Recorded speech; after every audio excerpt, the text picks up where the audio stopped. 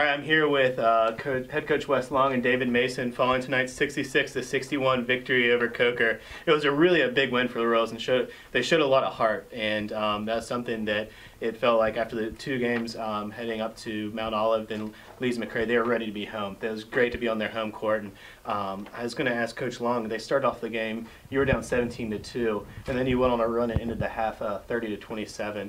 What really caused that run, and what was the shift in the game for you guys? Yeah, definitely not the way we wanted to start, but we needed to get some stops. I think they had 17 points in 4 or 5 minutes, and we just weren't. Our defensive intensity wasn't very good. Probably my fault because we started the game in a zone, and I think we feed a little bit better energy-wise off of being in a man-to-man and trapping and getting aggressive. So we're just stagnant to start the game. That's kind of been something that's plagued us a little bit. We've got slow starts, so it's something we're trying to address right now.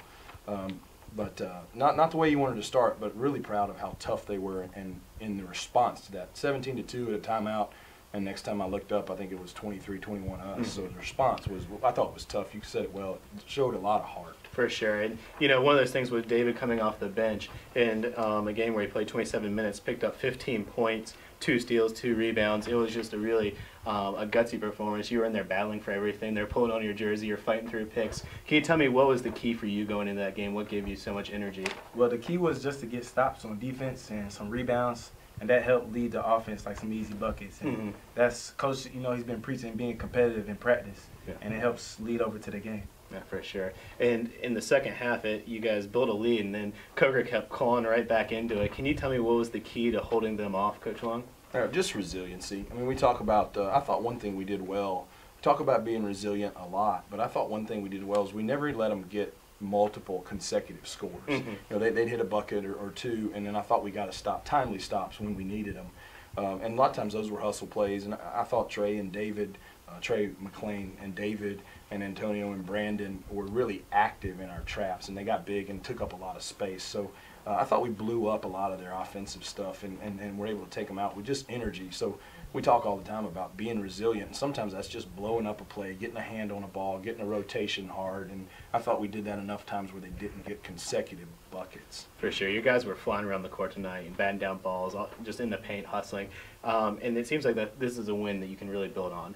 Going facing King, a game you closely lost at the beginning of the year. Can you tell me some key points as this rematch here at Grady Cole at 4 o'clock on Saturday? Sure. They're very well coached. They can shoot the basketball. So we had played them last year, terrific game. Played them up there a month ago. It was a terrific game. Went down to the last possession.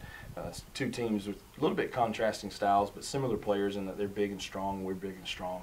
You know, a key for our season, not just for King on Saturday, but guys like David, we've got to get and continue to get improved production from our bench. Yeah. And that's a huge deal because we're shorthanded a little bit without Brent, and we've had to change a little bit how we play.